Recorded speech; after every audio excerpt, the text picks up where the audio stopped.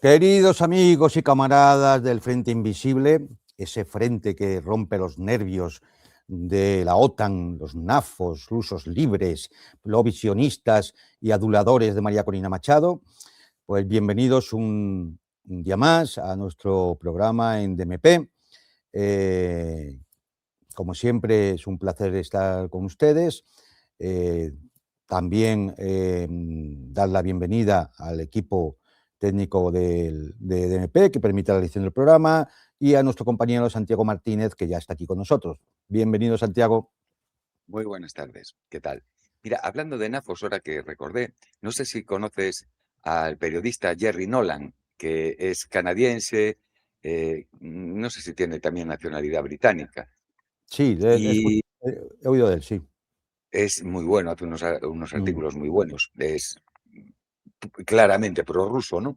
Y después está otro en las redes sociales que se llama Mr. Lord Bebo, que es como un perro, un anagrama de un perro. Sí, sí, un NAFO. Ujú.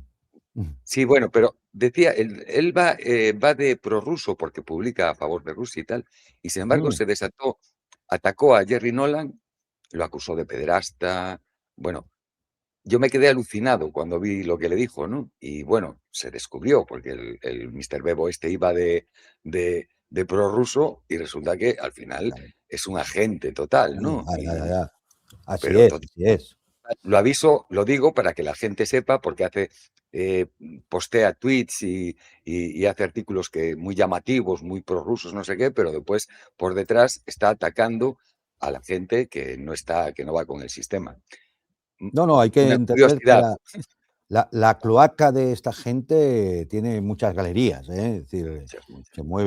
se mueven fácilmente, es su ambiente, la de la cloaca, y por lo tanto no vamos, es decir, están en su salsa, ¿eh? Su Haciendo ese salsa. tipo de cosas.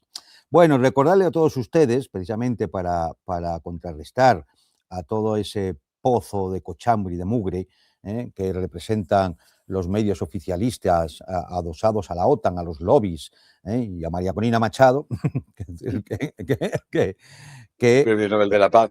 hagan ustedes su parte del trabajo, suscribirse, comprobar las suscripciones, darle a la campanita, al like y sobre todo compartir los contenidos de nuestros programas con su entorno, con su familia, con sus amigos, compañeros de trabajo y con que todas aquellas personas que les pueda resultar de interés, que ustedes crean que les puede resultar de provecho, ¿no? Simplemente porque a lo mejor se saca una idea en claro, aunque sea una sola de todo el programa, ¿no?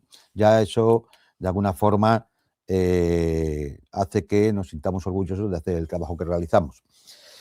Bueno, hoy vamos a hacer un tema un poco, alguno puede ver un poco a lo mejor o pesado o raro, no lo sé, porque tiene una parte teórica, pero luego vamos a intentar aplicarlo.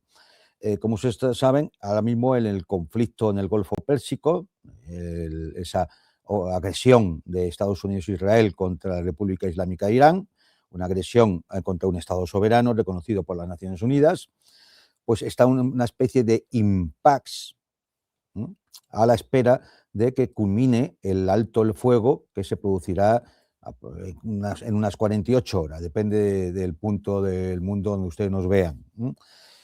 Todo indica que pasadas esas 48 horas, salvo milagro, o, o alguien que tenga alguna varita mágica, o salvo que Trump tome algo distinto de lo que ha tomado estos días, pues mucho nos tememos que el conflicto va a continuar. Va a haber de nuevo una escalada y vamos a asistir nuevamente al ruido de las bombas. Y claro, llega un momento en que todos hemos dado muchas explicaciones,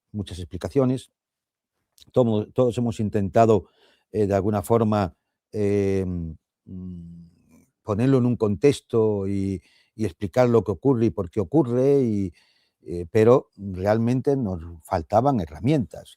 Ahora mismo no sabemos muy bien por qué la mayor potencia del mundo y uno de los ejércitos más potentes del mundo, o sea, de Estados Unidos, y uno de los ejércitos más potentes del mundo, como es Israel, no son capaces de doblegar a Irán a pesar del grado o nivel de destrucción que es capaz de hacer sus respectivos ejércitos. Entonces, bueno, pues esto merece una explicación, ¿no? Hoy vamos a intentar dar algunos esquemas o coordenadas para que nos puedan explicar en algún sentido lo que está ocurriendo, ¿no? Y por qué esa capacidad de Irán de tener el control de la escalada, mantener la iniciativa estratégica y seguir confrontando con una fuerza militar mucho más poderosa que ella. ¿Mm? Para eso, casualmente en estos días, ha aparecido un libro de un compañero, el teniente coronel Arias Sacristán, Enrique Arias Sacristán, que ha hecho un trabajo magnífico, que está accesible para todos ustedes en Amazon. Son 10, 11 euros lo que cuesta el libro, 379 páginas. Y yo lo recomiendo porque, bueno, es una forma nueva de acometer los conflictos en el siglo XXI. Nueva y original. Y bueno, pues voy a basarme en el trabajo del teniente coronel Arias Sacristán para dar el marco teórico y luego una explicación de lo que está ocurriendo y por qué está y cómo y por qué está ocurriendo lo que sucede en la guerra en el Golfo Pérsico. Repito, está disponible el libro en Amazon, lo puede adquirir cualquiera, el precio es relativamente bajo, 10, 11 euros, o sea, me imagino que unos $12 por ahí. A quien lo compre desde, por ejemplo, desde Sudamérica o desde otros sitios del mundo. Y bueno, vamos a explicarlo un poco, el marco teórico de lo que es la guerra multinodal y aplicarlo posteriormente al conflicto del Golfo Pérsico. Puedes quitar ya, yo creo, Santi, la portada. Si acaso cuando lo recomienda al final del programa, pues la volvemos a poner. Perfecto. Vamos a ver, ¿cuál es el planteamiento inicial? Bueno, pues lo que viene a decir el teniente coronel Arias Sacristán, y que se expone en el libro, es que la superioridad militar, tanto desde el punto de vista táctico como operacional, ya no garantiza la victoria estratégica, la decisión estratégica, ni la estabilización del conflicto. Es decir, el que se llegue a un punto final, a una victoria, para cerrarlo. Claro, cuando se combate correctamente con una fuerza militar, lo que se busca es degradar al adversario. Pero en la guerra multinodal, esa degradación no impide que el conflicto se prolongue sin un cierre claro. ¿Por qué ocurre esto? Bueno, pues eso es lo que intenta dar respuesta la teoría de la guerra multinodal. ¿Qué suponía las doctrinas militares tradicionales? Clausewitz, Jomini, pues que se acumulaba poder militar, se producía una degradación del enemigo, este enemigo ya reducía la resistencia, no podía continuar resistiendo y por lo tanto al final tenía que haber una decisión política que era la del armisticio, la rendición o el tratado de paz, en cualquiera de esas fórmulas. ¿Qué es lo que se ha detectado? Que cuando la destrucción no colapsa el sistema del adversario, del enemigo, y cuando el adversario conserva la capacidad de adaptación a esa presión, pues la doctrina tradicional deja de funcionar. Así Viene a es. ser como hizo la guerrilla cuando luchó por primera vez en España contra tropas regulares francesas. No hay manera de decapitarla porque sale de cualquier esquina, ¿no? Sí, sí, efectivamente. Es decir, por tanto, la doctrina multinodal no es que niegue las doctrinas clásicas, sino que delimita un espacio de validez en el cual estas doctrinas no aplican porque aplica otra cosa. Y de tal manera que el nuevo objetivo estratégico de quien es capaz de llevar a cabo una guerra multinodal es impedir que el adversario consiga estabilizar su sistema en términos favorables. Es decir, lo que en algún momento hemos dicho, que el adversario no gane. Con eso Irán ya gana. Era un poco el sentido. Aquí nuestro teniente coronel lo expone de una forma más rigurosa, más científica, podríamos decir. ¿Cuál es la anomalía que ya no puede ignorarse, ¿no? Como para decir que estamos en una guerra multinodal? Bueno, pues esta anomalía es que estos son por hechos observables, incluso observables en guerras antepasadas, que la superioridad no decide, la destrucción no estabiliza, no lleva a la finalización del conflicto, y lo que se denominaba victoria de forma tradicional es difícil de identificar aquí.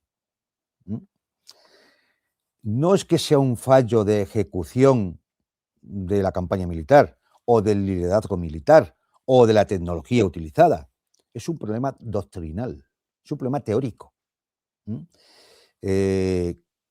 Como hemos dicho antes, ¿cuál es la secuencia? Acumulación de poder, degradación del poder del enemigo, su destrucción. Después de su destrucción llegaba el control y ya el enemigo no podría defenderse, y ahí ya venía la decisión política que daba fin al conflicto.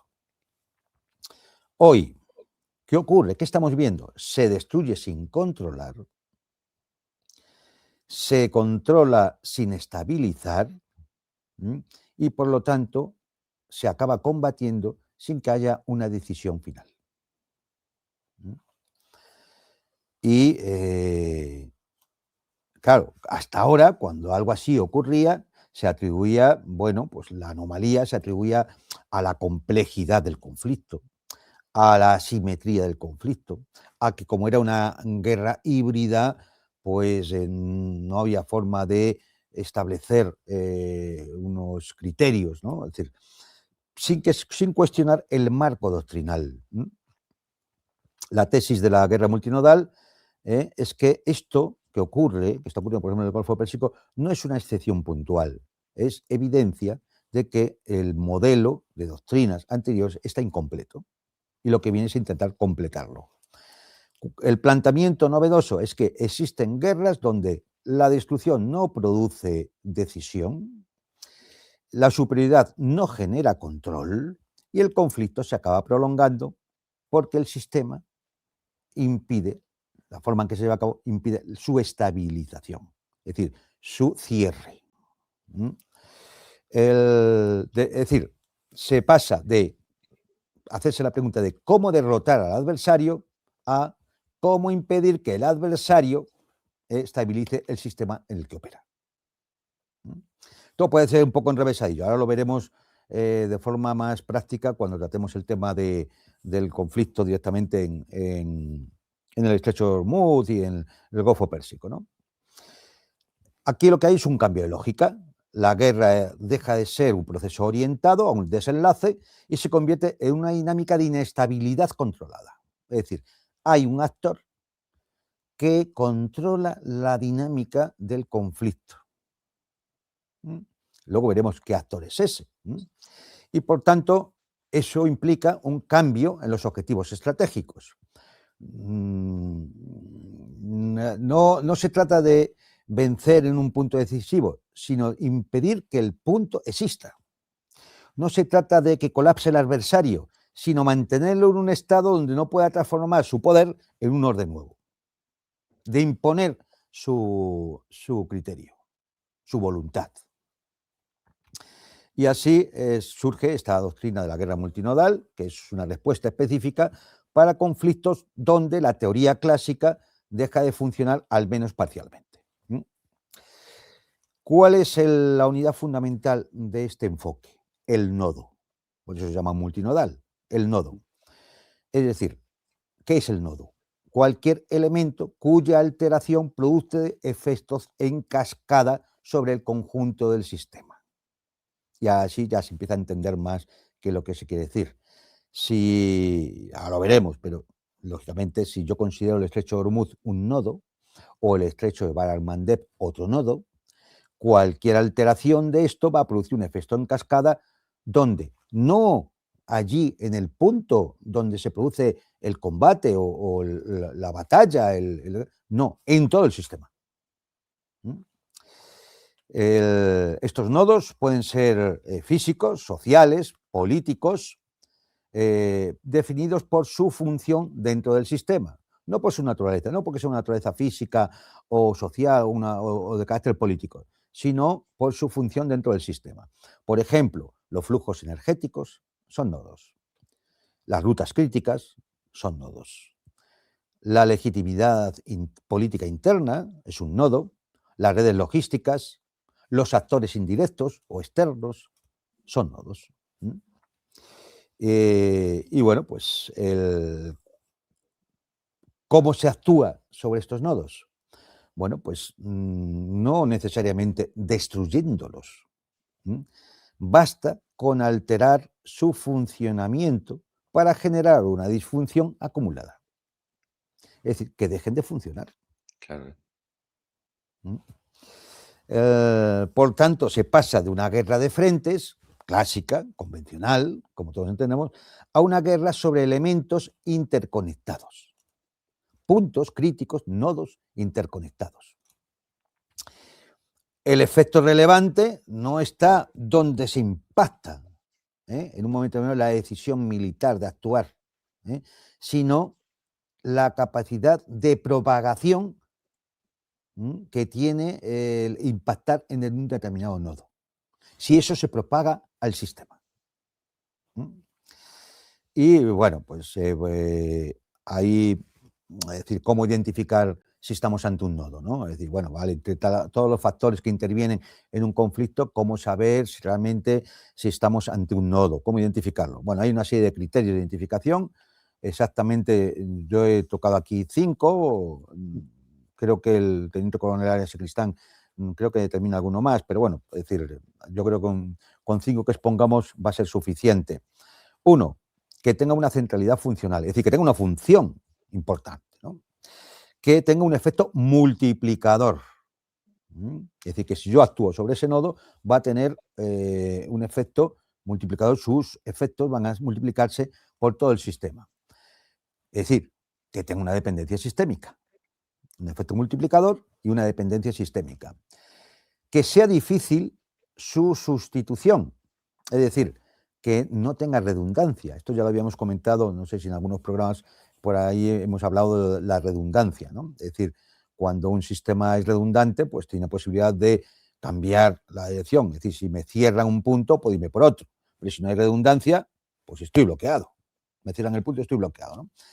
Y, como decíamos, capacidad de propagación. Es decir, que la acción sobre ese nodo se pueda propagar a todo el sistema. ¿Cuál es el proceso? En 4 fases. Primero, se analiza el sistema, es decir, qué tipo de flujos de energía, comercio, información, legitimidad, decisión existe, ¿no?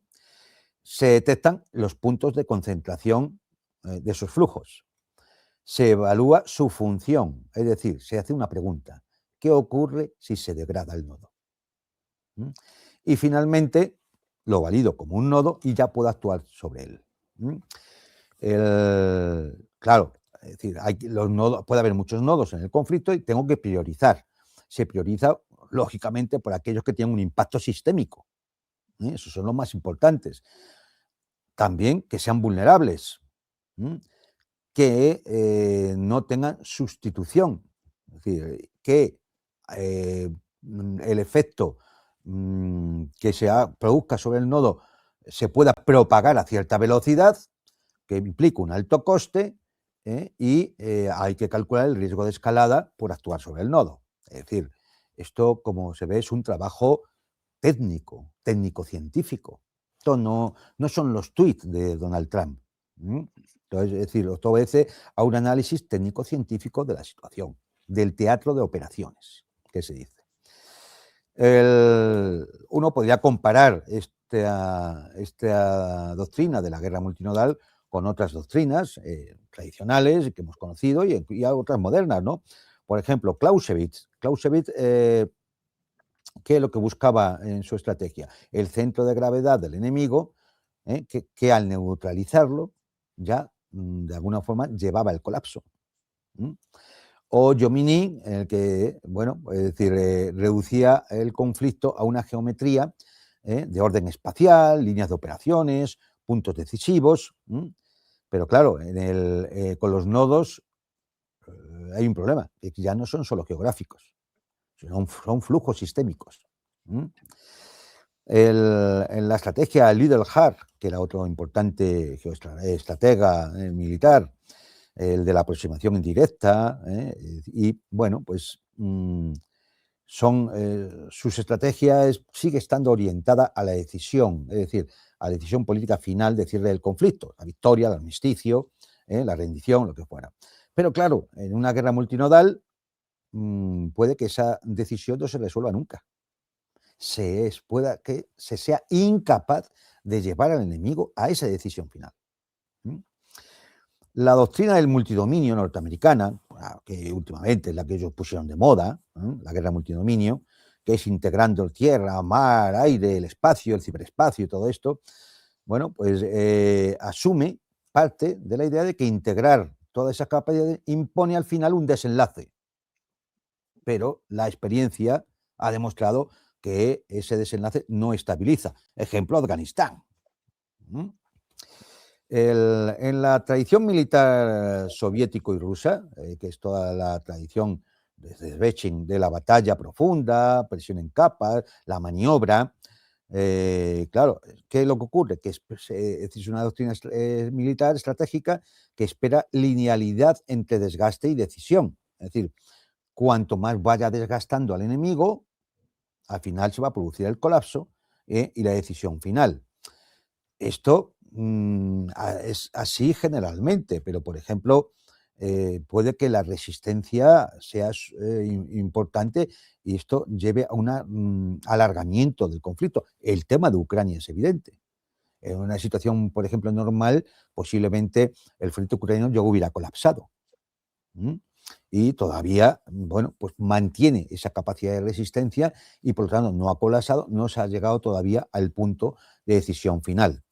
La guerra Los híbrida. drones, los Sí, drones cambiaron esa estrategia rusa. Los drones la han cambiado bastante, que pienso yo, ¿no? claro, Porque porque son armas muy baratas, te fáciles permite de resistir. producir. Claro, te permite Claro. resistir. La guerra híbrida, que ya sabéis, describe toda una serie de mezcla de medios regulares y irregulares, de operaciones bélicas militares y operaciones bélicas no militares. Es decir, bueno, pues está muy bien, pero tampoco redefine el mecanismo de decisión de cómo se acaba el conflicto. Es descriptiva, pero no explica el cierre. Y luego podría estar la tradición francesa y española, ¿no? De la libertad de acción, la economía de fuerzas, la cooperación cívico-militar, muy típica, pues tú has citado el caso de las guerrillas españolas contra Napoleón, ¿no?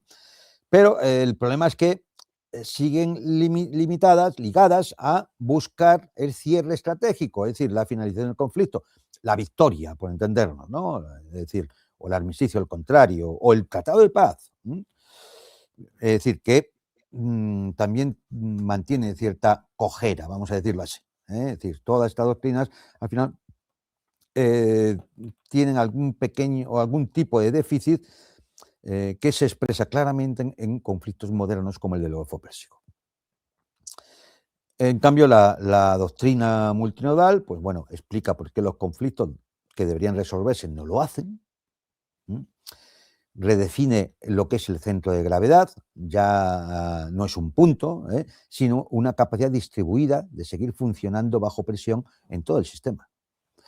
Convierte el nodo en una unidad analítica, mucho más útil que un objetivo físico determinado, como es la ocupación de un territorio, la isla de Kerr, que decían estos tipos, ¿no? Que iban a ocupar.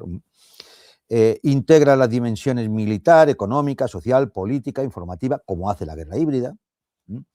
Y permite, bueno, reconoce sus límites, es decir, su umbral de aplicabilidad no es universal, no sirve para todos los conflictos, y permite pensar el desplazamiento desde la guerra de destrucción a una guerra por la estabilización del sistema. Es decir, ya no se trata tanto de vencer a Irán, que es lo que buscaría Estados Unidos e Israel, sino a ver cómo hago para que no se desestabilice todo el sistema, porque es lo que acaban provocando. Y en vez de tener una victoria, lo que van a provocar es una crisis sistémica, de esto también hemos hablado en algún programa, que va a llevar a terribles consecuencias para el vencedor. Para el vencedor, entre comillas, para el vencedor, suponiendo que estuviéramos en el marco de una estrategia convencional.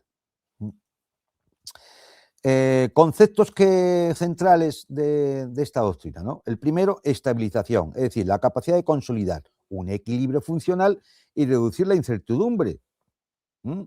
Es lo que sería control, el control del territorio, el control del conflicto, es decir, tener el control de la escalada y, por lo tanto, la iniciativa estratégica. Por lo tanto, la guerra multinodal se va a centrar en impedir la estabilización. Es decir, es una estrategia orientada a impedir que el adversario estabilice el sistema. Porque la inestabilidad del sistema es lo que me favorece a mí, Irán, en este momento, frente a un adversario mucho más poderoso. Por tanto, un concepto fundamental ahí es el de resiliencia o resistencia, mejor dicho, que es la capacidad del sistema de absorber daño, de adaptarse y de seguir funcionando. Y esto es lo que va a sustituir al centro de gravedad clásico. Si yo tengo la capacidad de seguir pudiendo resistir y seguir provocando daño en el adversario, este no ha ganado. Claro, no gana. No puede estabilizar todo el sistema. Otro concepto de esta estrategia es el de saturación funcional, es decir, voy a intentar acumular perturbaciones en múltiples nodos que impidan el funcionamiento eficiente, sin necesidad de destruirlos totalmente, simplemente de que no puedan funcionar. Teniendo en cuenta que igual si los destruyo, ya el poderoso no tiene nada que perder, y puede ir a una escalada muchísimo mayor sin importarle ya la estabilidad del sistema. Con lo cual, lo que me interesa es afectar esos múltiples nodos para impedir un funcionamiento normal, y que, por lo tanto, el adversario entienda que si sigue escalando, se le va a desconectar todo el sistema.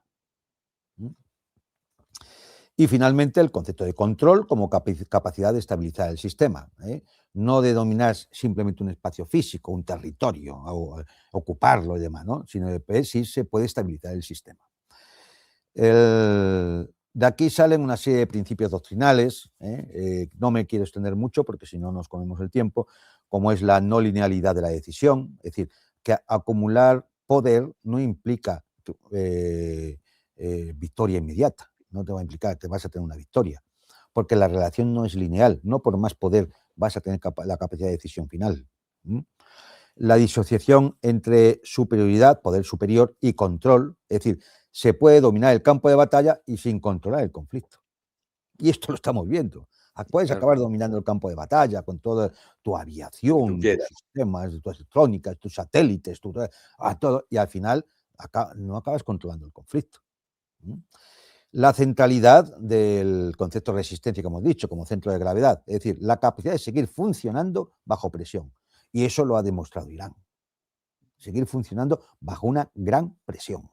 Totalmente. La distribución del esfuerzo, es decir, que la eficacia no dependa de la concentración, sino precisamente de la dispersión inteligente de la presión. Yo voy a presionar en determinados nodos.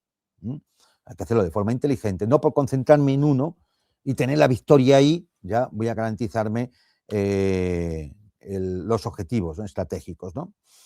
La saturación funcional, como hemos dicho, es decir, el impedir el funcionamiento eficiente del sistema, no de destruirlo. Impedir que funcione eficientemente. La expansión del espacio en conflicto, es decir, extenderlo tanto horizontalmente en el espacio como verticalmente, tocando, bueno, pues lo que es la energía, el comercio, la legitimidad política, las percepciones, la guerra cognitiva. La ambigüedad operativa, importante desde un principio, es decir, mantener la presión sin desencadenar una respuesta proporcionada, que podría resultar más dañina que otra cosa.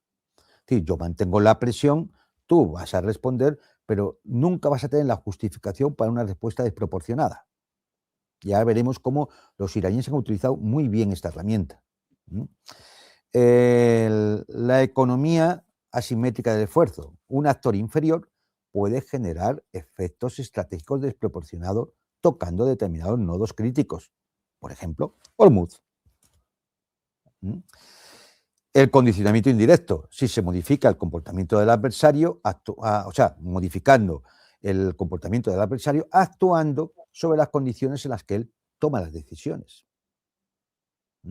Y esto afecta, tiene en cuenta, por ejemplo, la política interna norteamericana o la política interna israelí, los juicios de Netanyahu, en fin, toda una serie de factores que obliguen a que el comportamiento y las decisiones vayan determinados también por ahí y tú a saber aprovecharte de ello, ¿no? Y la imposibilidad del cierre rápido. Es decir, un principio fundamental en la guerra multinodal es que tienda a prolongarse. Cuanto más se prolonga, más efecto tiene a nivel sistémico, más presión hay sobre el adversario para que intente cerrarlo, como sea, para evitar el daño que produzca a nivel sistémico.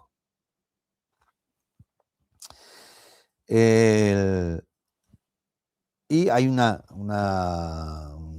teorema, un axioma fundamental aquí, que lo leo literalmente. En determinados conflictos contemporáneos, la victoria no depende de la capacidad de destruir al adversario, sino de la capacidad de impedir que éste estabilice el sistema en el que opera. Están haciendo los iraníes tal cual. Tal cual, efectivamente. Entonces, bueno, pues esto no significa que todas las doctrinas militares, estas que hemos comentado antes, de Clausewitz, Jomini, Liderhor, multidominio, etcétera, no sigan siendo válidos. Siguen siendo válidos en el ámbito en el cual se puedan aplicar. El problema es cuando nos encontramos con una respuesta muy incómoda, que es decir, que no se trata de cómo se combate o cómo se planea la campaña o cómo se obtiene la victoria, sino cómo responder a la siguiente pregunta. ¿Qué impide que la guerra termine cuando la superioridad ya se ha manifestado y el sistema sigue funcionando? Es decir, ¿alguien puede dudar de la superioridad militar de Estados Unidos sobre Irán? No, esa superioridad ya se ha manifestado. Entonces, ¿qué impide que no ganen la guerra? ¿Qué decir? Si ya queda en evidencia la superioridad militar, ¿por qué el sistema sigue funcionando?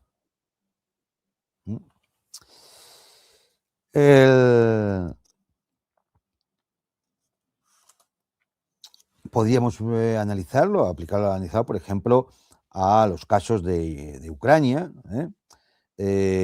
o de Irak en su día, de Afganistán en su día. Pero bueno, yo creo que el momento exige que lo apliquemos un poquito esto. Estamos en una charla, tampoco no tenemos la pizarra y estas cosas como para hacer una exposición rigurosa, pero aplicarlo un poquito al conflicto del Golfo Pérsico, ¿no? Bien, ¿cuál es la premisa inicial? Bueno, pues que el conflicto de Estados Unidos con Irán revela una disociación estructural entre la capacidad militar puesta en funcionamiento por Estados Unidos y sus compinches y el resultado estratégico. Ahí algo no cuadra. Esto es lo que estamos viendo desde hace semanas, wow, ya un mes y pico ya. Algo no cuadra. Tampoco es que sea una anomalía puntual, es decir, es un patrón reiterado que estamos viendo en algún otro conflicto y en este semana tras semana, ¿no? Y bueno, pues el esquema que hemos expuesto de guerra multinodal parece dar una explicación coherente. Quizás no esté acertada al 100%, no lo sé, tendremos que hacer un estudio más profundo, pero al menos la explicación tiene coherencia interna, que es lo mínimo que se le puede exigir a cualquier propuesta teórica para explicar un conflicto, ¿no? La paradoja central, como decimos, bueno, pues que la superioridad no te garantiza la estabilización o el cierre del conflicto. La superioridad militar de Estados Unidos y Israel es clara, pero no logra estabilizar el sistema. La capacidad de respuesta iraní es persistente a pesar de los daños, el sistema no colapsa, sino que se reconfigura, se adapta. ¿Mm? Por tanto, el conflicto no avanza hacia un cierre, y lo que se prolonga es una inestabilidad controlada. No es que sea una inestabilidad caótica, no, controlada. Y ahora veremos un ejemplo de ese control de la inestabilidad, ¿no? Conclusión. La construcción clásica de destrucción lleva a decisión o cierre del conflicto se ha debilitado. No parece actuar.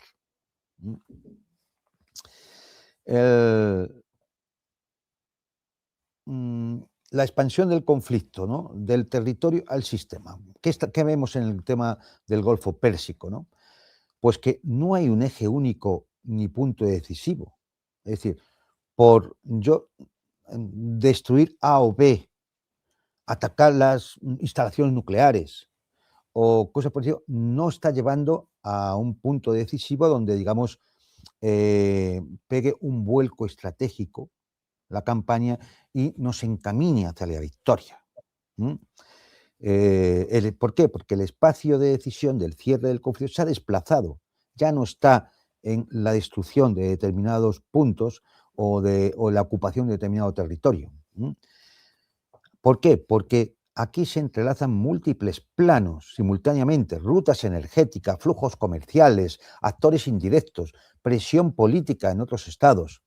Y entonces la guerra se estructura como una interacción de redes de interdependencia, que es lo que nos lleva a la crisis sistémica.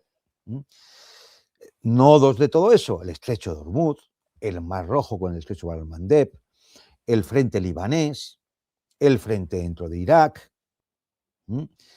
y hace que estos nodos no sean frentes secundarios. ¿Qué es lo que se podía pensar en una doctrina clásica? Bueno, el frente principal está en Irán y lo del Líbano es una cosa secundaria. No. O sea, son nodos cuya alteración afecta al conjunto. Por eso Irán insistía como condición inexcusable que el alto el fuego se aplicara también en el Líbano. Porque es que no es una cosa secundaria. Si se altera el nodo del frente libanés, se altera el conjunto. Con lo cual, la guerra deja de organizarse en frentes y pasa a estructurarse en torno a nodos, que es lo que exponíamos en el marco teórico de la guerra multinodal. El objetivo aquí, el objetivo de Irán, no es la victoria decisiva. El objetivo es impedir que el adversario pueda estabilizar el sistema en términos favorables para él. Ya con eso Irán ha ganado y además lo puede sostener. Es decir, se trata de negar al enemigo la estabilización del sistema, que pueda estabilizarse. Ojo, el enemigo también va a intentar hacer lo mismo, lógicamente. Y ejemplos concretos de esto, bueno, pues la continuidad de las operaciones israelíes en el frente libanés a pesar del alto el fuego, la presión indirecta a través de actores aliados, es decir, pues que otros actores externos intenten presionar para llevar a algún tipo de cierre del conflicto, es decir, convenciendo pues a Turquía o a Egipto o demás que intervengan, a Pakistán, ¿no? La persistencia de tensiones en los flujos energéticos. Todo eso, de alguna forma, son dinámicas que impiden la estabilización final del sistema, ¿no? En conclusión, el conflicto se mantiene abierto, no, como decíamos en el marco teórico, no por incapacidad de los actores, sino porque la estructura del sistema favorece la reactivación constante de las tensiones. Es decir, de que esto siga sin funcionar bien. El mecanismo operativo, la saturación de funciones, es decir, acumulo las perturbaciones en distintos nodos. Cierro aquí, abro allá, ataco en este lado, lanzo a las milicias de Hezbollah a que realicen una guerra permanente en el frente sur del Líbano, etcétera, ¿no? Acumulación de perturbaciones. No buscando la destrucción total, sino que el adversario vea una creciente dificultad para operar con eficiencia. Con lo cual, bueno, pues si lo que buscamos es una eficacia estratégica, pues el daño infligido no hay que verlo en un punto concreto, sino en la disfunción acumulada que limita la capacidad del adversario para actuar de una forma coherente, que es lo que le pasa ahora mismo a Estados Unidos e Israel, incapaces de actuar de forma coherente. ¿Mm? Y esto lleva a la imposibilidad del cierre rápido del conflicto, porque hay condiciones clásicas que no se cumplen. No hay colapso del enemigo, es decir, Irán se mantiene firme. No hay control territorial del territorio del enemigo. Y no hay imposición de una voluntad política sobre el enemigo. Por tanto, es decir, no es posible un cierre de forma que permita declarar una victoria o, como decíamos en los conceptos de la guerra multinodal, una estabilización del sistema para que actúe con eficacia. Es un entorno caracterizado por la interdependencia de los planos en los que actúa, por la dispersión de la confrontación en múltiples nodos y por la capacidad de adaptación del sistema iraní, que permite mantener una resistencia. Claro, para eso hay que cambiar todo el enfoque de lo que era el clásico acumulación de poder a la gestión de las condiciones. Y la pregunta entonces ya no es cuánto hay que destruir, es decir, tanto uno como otro adversario, sino cómo impedir que el adversario transforme su capacidad en un orden estable. La superioridad militar, hombre, siempre es relevante, pero ya no es suficiente. La destrucción sigue siendo un instrumento, pero no tiene el carácter decisivo que tenía antes. Y el control no se deriva automáticamente de la capacidad y de la fuerza que tengas, sino de la capacidad de estabilizar un sistema complejo como el que se produce este conflicto. Y vamos a poner el ejemplo, ¿no? Es decir, el estrecho de Hormuz, que es el ejemplo más claro que hemos tenido estos días. ¿Qué caracteriza el estrecho de Hormuz? Esto valdría para esto de Bab-el-Mandeb o cualquiera de los otros nodos, Lo pongo como ejemplo más claro para que todos lo vean. Bueno, pues lo que lo caracteriza es que no es solo un punto geográfico. Uno coge el mapa, ve el estrecho de Hormuz y dice, un punto geográfico, ¿no? Ahí entre Irán y el estrecho y Omán hay un estrechito por donde pasa, como ustedes saben, el 21% del petróleo mundial y casi un tercio del gas natural licuado. Bueno, pues no es solamente un punto geográfico, es un nodo sistémico, cuya función, tiene una función, como todo nodo, es ser un canal estratégico energético global, un canal energético global. Esa es la función del nodo, no es un punto geográfico simplemente.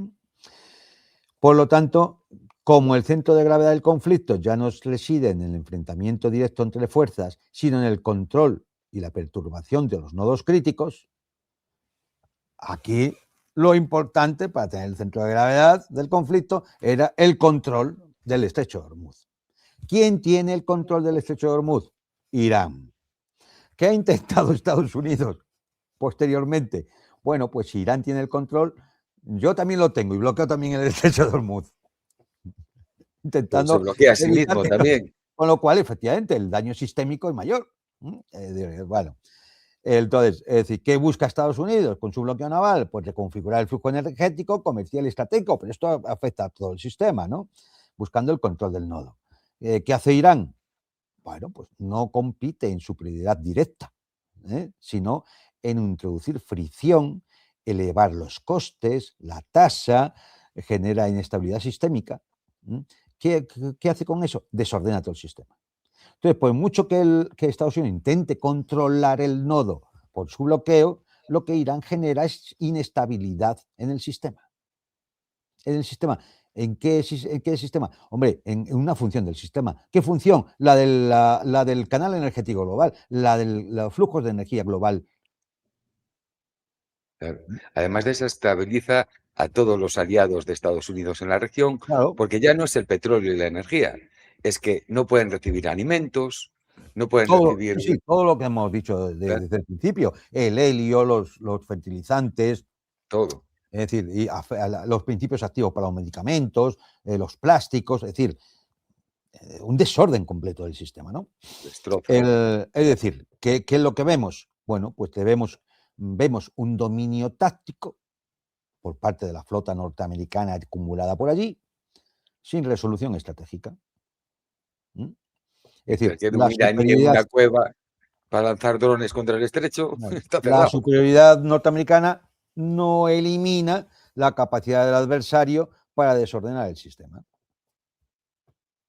¿Mm? Con lo cual, la estabilidad deja de ser el objetivo y pasa a ser una variable imposible. Es decir, no veo la forma, es decir, ahora mismo el Estado norteamericano no ve la forma de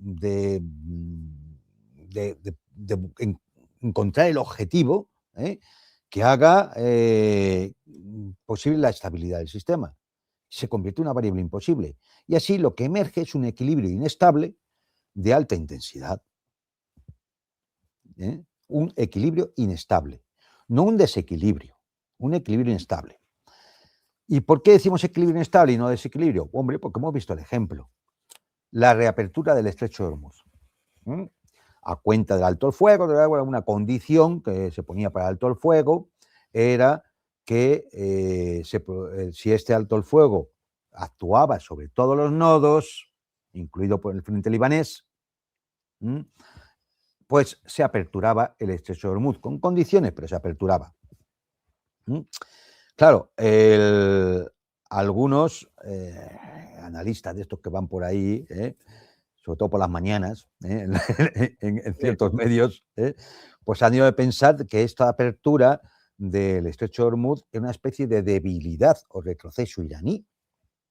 Bien, pues según la lectura que se puede hacer desde los principios de la guerra multinodal, lo que hay es un ajuste funcional del sistema, no hay ninguna concesión estratégica. ¿Y por qué es un ajuste funcional? Pues muy sencillo, porque el cierre total no es racional. Perjudica al propio actor, Irán, que tiene que sacar su petróleo, o el petróleo que va a aliados. Entonces, bueno, pues y eso además puede provocar una escalada incontrolable. Entonces, no, lo que hay es decir, queremos un equilibrio inestable, pero equilibrio controlado. Tener el control de la iniciativa estratégica, si lo hemos comentado alguna vez, ¿no? ¿Qué ocurre? ¿Qué hacen los iraníes? Reabren para evitar el colapso del nodo, pero no pierde la capacidad de cerrarlo, que se mantiene como una amenaza latente. Y basta eso para que se desordene el sistema, sin generar una reacción del tipo, bueno, como ya está todo perdido, ya tiro una bomba nuclear, ¿no? Es decir, claro, es decir, Le das bien, opción al enemigo de que crea que puede. efectivamente, y entonces mantienes tú ahí esa iniciativa. El poder estratégico entonces no se agota en la acción de reapertura, se mantiene la posibilidad creíble de ejecutarla. La pueden cerrar en cualquier momento y de hecho la han vuelto a cerrar. Claro. ¿Qué significa esto? Pues que prima la amenaza sobre la acción. Basta la amenaza para que ya se influya sobre todo el sistema. La simple amenaza de cerrar el estrecho actúa sobre el sistema. Y lo movemos con la caída y subida de los precios del petróleo en los mercados. Sin que haya habido ningún cambio real, objetivo, en el nodo. Le basta con que los actores relevantes, las navieras, las aseguradoras, los mercados energéticos, incorporen la variable posibilidad de cerrarse para que ya estén determinadas todas sus acciones y todas sus decisiones. Es decir, consecuencia para Estados Unidos, que tiene una superioridad en el conflicto, pero no tiene ningún control. Tiene superioridad operativa, tiene capacidad de actuar, pero no tiene, ni no puede normalizar completamente el nodo, ni se puede traducir el dominio militar en estabilización definitiva. Es decir, en que eso implique un cierre del conflicto. Conclusión, la reapertura de estos días y el cierre posterior no es una imposición estadounidense y por lo tanto es que o hacen esto o les voy a mandar a la edad de piedra y voy a destruir la civilización persa y el planeta y lo que sea, ¿no? Lo que No, tú quieras. sino que es decir, aquí lo que hay es cómo Irán maneja los intereses sistémicos para que se evite el colapso del nodo, que entonces podía producir una escalada incontrolada, y mantener el control sobre el mismo. La llave del grifo. Exactamente. Entonces, así, de esa manera, el sistema se ajusta para seguir funcionando sin alcanzar un equilibrio. La tensión persiste manteniendo la capacidad de escalada intacta por parte de Irán, y la reversibilidad del proceso se mantiene intacta. Es decir, Hormuz se abre o no se abre o se cierra, pero no se normaliza. No se normaliza. El estrecho de Hormuz no se reabrió para resolver el conflicto, sino para permitir que continúe sin colapsar el sistema del que depende. Y se vuelve a cerrar para mantener el control. Y mañana se hubiera conversado y entonces Trump decide que vale, levanto el bloqueo naval, pero abrirse el estrecho, volverán a abrir el estrecho, pero el control lo seguirá teniendo Irán y basta la amenaza para mantener el control. Además lo abrirá para demostrar que tiene el control, pues exigiendo Claro. las Por tasas. supuesto, claro, claro. El mantener el control es eso, que tú vas a mantener, vas a dictar las condiciones por las cuales se va a pasar, ¿no? En el estrecho de Hormuz, ¿no? Y bueno, pues de esa forma Irán evita el autodaño económico, reduce el riesgo militar, mantiene la credibilidad de la amenaza e incluso mejora la imagen internacional. No tiene una victoria clásica, según la guerra convencional, de los estrategas tradicionales que hemos citado antes, pero mejora su posición en términos relativos, preserva la influencia, reduce los costes y reduce los riesgos. Totalmente. Y se puede mostrar hasta Claro. magnánimo. Estados Unidos, con todo esto, este manejo, sí que evita el colapso del nodo, que nos llevaría a la crisis sistémica que tanto temen y que si esto sigue así, acabará produciéndose. Es decir, mantiene un control operativo allí en la zona, pero nada más, no logra resolverlo ni neutralizar a Irán, y su posición depende de la cooperación del propio Irán. Porque si ahora quiere reabrir de nuevo el estrecho, necesita que Irán acepte. E Irán va a aceptar a cambio de ¿qué? De alguna de las condiciones de negociación. Es decir, Estados Unidos no mejora su posición relativa en el conflicto. Sigue teniendo la iniciativa estratégica Irán.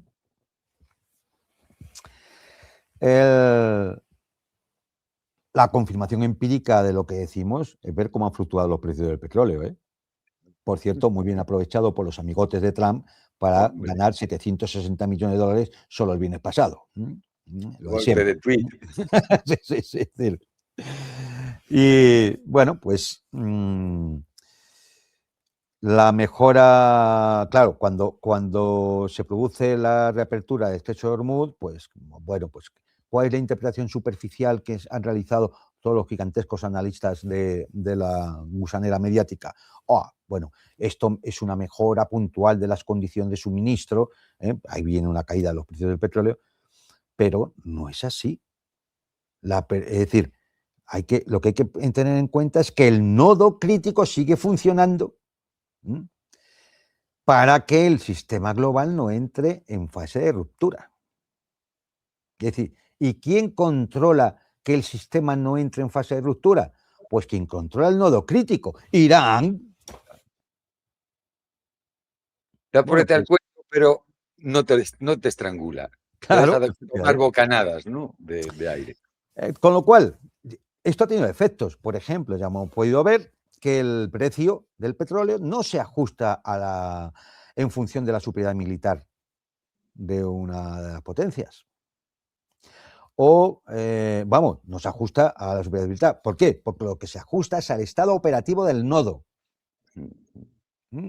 De cómo se encuentra el estrecho de Hormuz o cómo se encuentre mañana el estrecho de Bab el-Mandeb y, por tanto, el canal de Suez. Si el funcionamiento del nodo se percibe como que está comprometido, el riesgo se traslada inmediatamente ¿a qué? Al precio. Y, por tanto, empieza a provocar crisis estructurales que se van solapando y se corre el peligro de una crisis sistémica global. Con lo cual, para los que ven las noticias del día a día, la caída del precio no indica resolución del conflicto, sino una fase de ajuste del sistema. Hormuz no se utiliza para decidir el conflicto, sino para modularlo. ¿Y quién lo modula? ¿Quién tiene el control de Hormuz? ¿Y quién tiene el control de Hormuz? Irán. Y seguimos. Seguimos, ¿no? En fin, ¿qué más decir? Ya por conclusión, ¿no? Ya nos acercamos.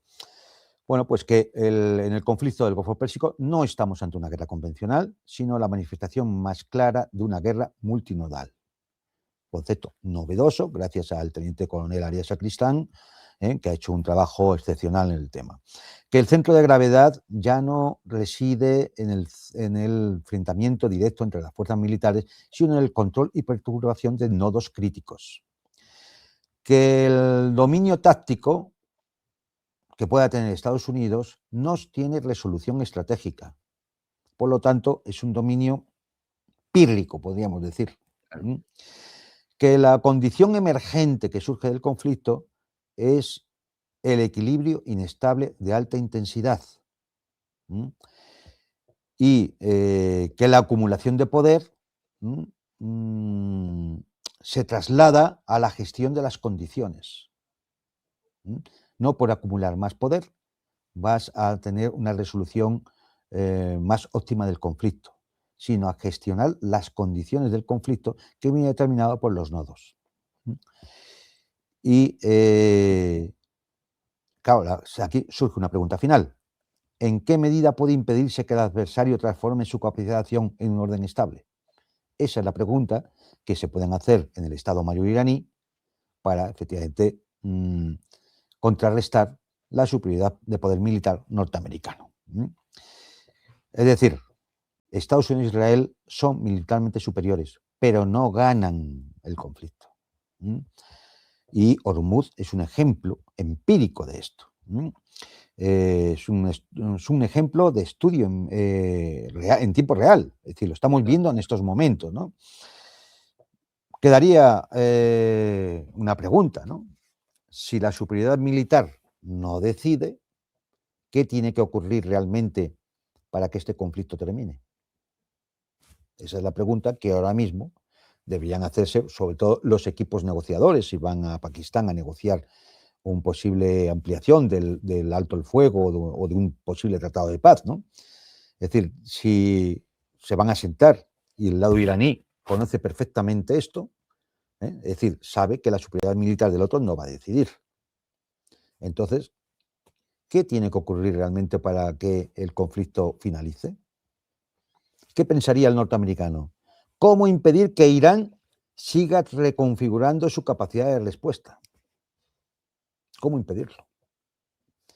Y me imagino que estas son las preguntas que se estarán haciendo en estos momentos los equipos negociadores, si es que al final hay negociación, porque ahora mismo no hay confirmación ninguna de que se vaya a producir un segundo encuentro en Islamabad entre el equipo norteamericano, que lo encabezará nuevamente J.D. Vance, y el equipo negociador iraní.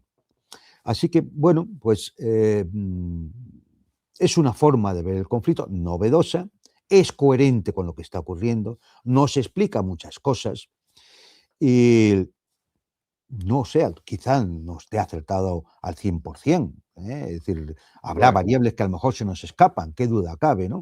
Pero al menos nos sirve para entender un poco la realidad de lo que ocurre y no los chistes que nos cuentan muchas veces los medios de comunicación que lo que logran es una confusión absoluta.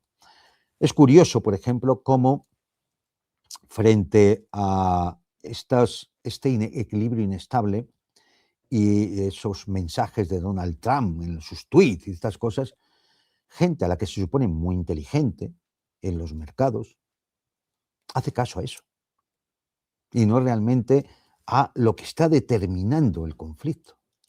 Hace caso a un tuit de Trump.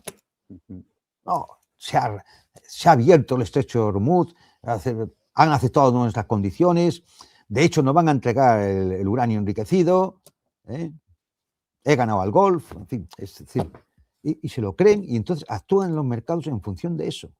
Supongo, muchos de ellos, que pensando que los demás son tan tontos que van a actuar así. Y entonces aprovechan la ocasión. No lo sé, es decir, pero realmente habiendo análisis y herramientas de análisis en fuente abierta, como es el libro del teniente coronel Sacristán, que lo puedes poner otra vez en portada, bueno, pues gente que se supone muy inteligente, pues sigue tomando en serio los tuits de Trump, ¿no? Es decir, las declaraciones de Peter Hesed y cosas por el estilo, ¿no? Así que nada, simplemente volver a recomendarles el libro de La guerra multinodal.